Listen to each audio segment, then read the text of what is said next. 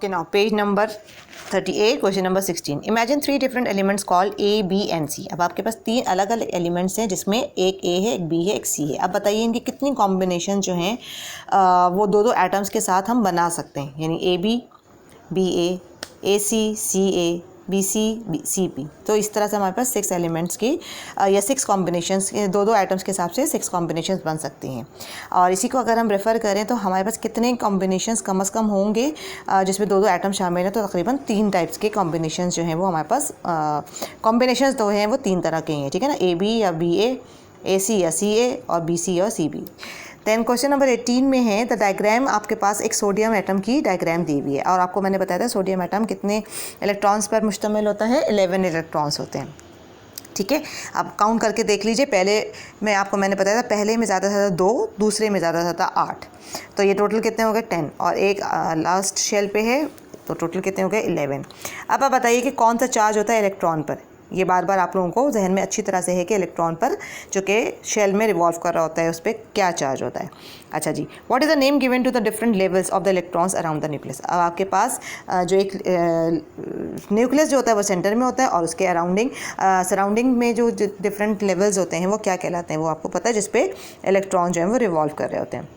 अच्छा जी, the nucleus of the atom contains 2 types of particles. आपको पता है कि जो शेल्स हैं उस पर तो इलेक्ट्रॉन्स रिवॉल्व करते हैं और जो न्यूक्लियस होता है उस पर 2 तरह के पार्टिकल्स मौजूद होते हैं. एक पे चार्ज होता है, दूसरे पे चार्ज नहीं होता. जिस पे चार्ज होता है वो क्या होता है नाम उसका, और जो उस पर नहीं होता उसका क्या नाम होता है. और ये भी बताइए कि न्यूक्लियस पे क्या चार्ज होगा, क्योंकि न्यूक्लियस पे कौन सा पार्टिकल होता है, एक न्यूट्रॉन होता है, एक प्रोटॉन होता है. न्यूट्रॉन पे तो कोई चार्ज ही नहीं होता, तो उसका मतलब है चार्ज कौन सा आ गया न्यूक्लियस पे, वो सोच समझ के लिखिएगा. Okay, question number 19. अब इसमें प्रॉपर वर्ड्स कुछ दिए हुए हैं आपको और वो वर्ड जो हैं वो रिपीट भी हो सकते हैं, सोच समझ के करिएगा. एक आपके पास बॉक्स है उसके अंदर सारे वर्ड्स लिखे हैं. Atoms are made up of a small dense dash. एक साइंटिस्ट ने बताया था कि स्मॉल सा डेंस क्या होता है जिसके अंदर न्यूट्रॉन प्रोटॉन्स दोनों होते हैं और बाहर क्या चीज़ around which the dash move, और वो कौन से पार्टिकल्स हैं जो बाहर मूव कर रहे होते हैं.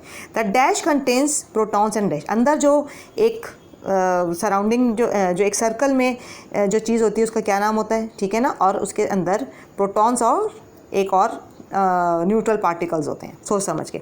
अब प्रोटॉन्स के पास कौन सा चार्ज है वो भी आपको पता है, जबकि वो कौन सा पार्टिकल है जिसके ऊपर कोई चार्ज नहीं होता. The dash and dash have approximately same mass. अंदर जो न्यूक्लियस के अंदर दोनों पार्टिकल्स होते हैं उनका वज़न तकरीबन बराबर होता है. अच्छा, all the atoms of the same dash. आपको मैंने बताया था कि एक टाइप का एलिमेंट होता है उसके पास हमेशा एक ही जैसे नंबर ऑफ एटम्स होते हैं और इसका मतलब है कि उसके पास सेम नंबर ऑफ प्रोटॉन्स भी हैं. लेकिन आप वो बताइए कि आइसोटोप्स कब होते हैं, जब नंबर ऑफ डैश उनके चेंज होते हैं तो वो एक आइसोटोप बन जाता है, ठीक है. Where items exist which have the same number of dash but different number of dash are called isotopes. ठीक है, हम वो एलिमेंट जिसमें नंबर ऑफ प्रोटॉन्स तो सेम रहते हो लेकिन न्यूट्रॉन्स चेंज हो रहे हैं तो वो उसके आइसोटोप्स या उसका डिफरेंट वर्जन्स बन जाते हैं. अच्छा जी, अच्छा, एक एटम वो होता है जिसके ऊपर कोई आयन या कोई चार्ज नहीं होता, लेकिन एटम कोई भी आयन कब बनता है, जब उसमें से कोई या तो इलेक्ट्रॉन लूज़ हो जाए या वो इलेक्ट्रॉन गेन कर ले. And the resulting ion has a dash charge. और आपको पता है कि जब भी कोई आमतौर से आयन आता है या जब वो आयन बनता है उस वक्त आयन बनता है जब and gain resulting negative charge कब आता है, जब कोई आयन जो है या इलेक्ट्रॉन जो है वो गेन करता है. An atom which has lost 1 or more dash forms a positive dash. आपको पता है कि इलेक्ट्रॉन पे कौन सा चार्ज होता है, ठीक है, नेगेटिव चार्ज होता है. अगर इलेक्ट्रॉन आपका लूज़ हो गया तो उसका मतलब है कि वो कौन सा चार्ज बन गया, पॉजिटिव. जो लेता है इलेक्ट्रॉन को वो नेगेटिव बन जाता है, लेकिन अगर वो इलेक्ट्रॉन को लूज़ कर देता है, दे देता है, लॉस्ट हो जाता है उससे इलेक्ट्रॉन, तो वो पॉजिटिव आयन बन जाता है. 20th question. Most elements are metals. ज़्यादातर एलिमेंट्स मेटल्स होते हैं, ठीक है. अच्छा, देयर आर 55 एलिमेंट्स. अभी हमने पढ़ा था कि तकरीबन 117 एलिमेंट्स हैं. अच्छा जी, elements contain only 1 type of atom. ये भी हमने पढ़ा है कि हाँ वाकई एक ही टाइप के एलिमेंट्स में एक ही टाइप के एटम्स होते हैं. A compound is formed when the atoms of 2 और more elements are joined together. ठीक है. Atoms of gold are the same as the atoms of silver. क्या दोनों एक ही जैसे होते हैं? अगर फिर हम एक ही जैसे एटम्स होते तो हम दोनों को सिल्वर ही कहते हैं या दोनों को गोल्ड ही कहते हैं. Mercury is the only element which is a liquid temperature. आपने मरकरी देखा होगा जब थर्मामीटर में होता है और वो आसानी के साथ ऊपर नीचे मूव करता है, इसका मतलब है कि वो वाकई लिक्विड ही होता है। अब यहाँ पे बहुत आसान है, कुछ एलिमेंट्स और उसके सिंबल्स गिवन हैं आपको। ऑक्सीजन का सिंबल आपको पता है, कैल्शियम का सिंबल भी आपको पता है, मैग्नीशियम का सिंबल भी आपको पता है, कॉपर, नाइट्रोजन, आयरन। सोच समझ के करिएगा, एक दूसरे के साथ मैचिंग करिएगा। मेरे ख्याल में तो इसमें कोई ऐसा एलिमेंट नहीं है जिसका आपको नाम ना आता हो या जिसका आपको सिंबल ना मालूम हो। Then page number 40। अच्छा, इसमें एक बॉक्स बना हुआ है, इसको स्टेटमेंट को गौर से पढ़ना है और सोच समझ के बताना है कि कौन सा एलिमेंट इसमें मेटल है, कौन सा नॉन मेटल है, कौन सा मॉलिक्यूल्स की शक्ल में है। ठीक है, iron, sodium and magnesium are element. अब इसमें आपको स्टेटमेंट दिया हुआ है।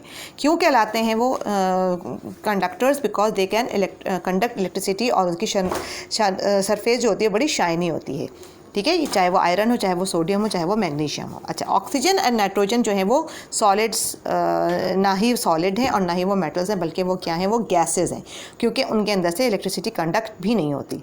और सल्फ़र जो है वो एक सॉलिड के पाउडरी फॉर्म में होता है और ये भी एक तरह का नॉन मेटल है और हम कह सकते हैं कंडक्ट नहीं हो सकती electricity.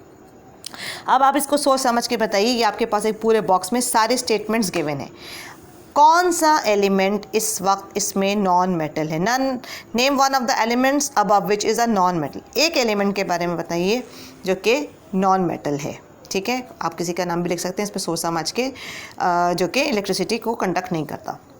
Name one of the elements which can exist as a molecule. आपको मालूम है कि इसमें ओ के साथ 2 लगता है और 2 जो होता है वो एक मॉलिक्यूल को कंडक्ट करता है और ओ जो है वो किसका सिंबल है वो सोच समझ के लिखिएगा।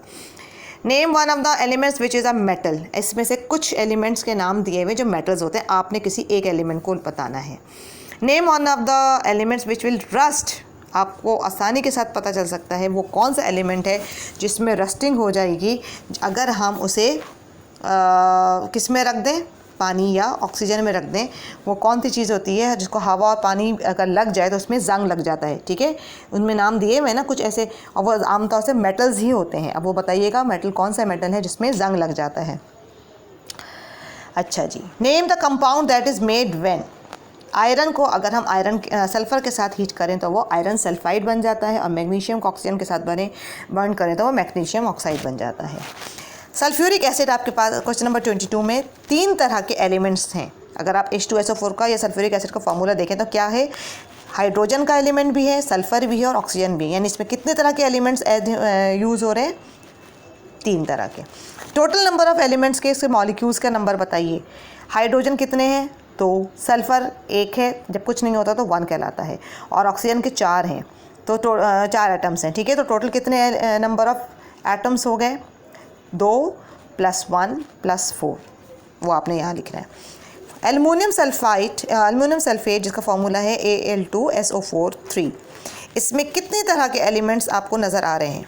एक एल्युमिनियम है, एक सल्फ़र का एलिमेंट है और एक ऑक्सीजन का एलिमेंट है। तो सोच समझ के कि कितनी तरह के। Al एक ही एलिमेंट है, ठीक है, फिर S एक अलग एलिमेंट है और ऑक्सीजन एक अलग एलिमेंट है, और इन तीनों को अगर हम प्लस कर दें तो बताइए कितने तरह के कितने नंबर ऑफ़ एटम जो हैं वो एल्युमिनियम में सल्फेट में कंबाइंड हो रहे हैं। ठीक है, अच्छा, एल्युमिनियम कितने हैं? 2, सल्फ़र के बाहर 3 है और 4 के बाहर भी 3 है, तो 4 3 कितना हो जाएगा? 4 3 12, और अंदर सल्फ़र कितना है? 3, तो 12 + 3 कितने हो गए? 15, और फिर 2 बाहर एल्युमिनियम के, तो टोटल कितने हो गए मॉलिक्यूल्स, वो आपने लिखना है। अच्छा जी, पेज नंबर 41 पे आ जाइए। Which of the diagrams represent an element.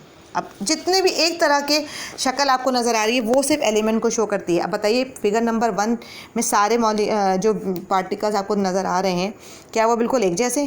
2 वाले भी क्या एक जैसे? 3 में सारे एटम्स एक ही जैसे, इसका मतलब है कि ये एक एलिमेंट है। Second question, which diagram represents a pure compound.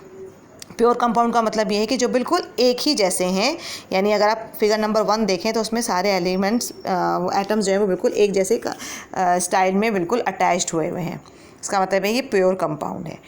Which diagram represent the mixture of elements. अब आपको ऐसा भी कोई ऐसा फिगर नज़र आ रहा है जो उसमें मिक्सचर है।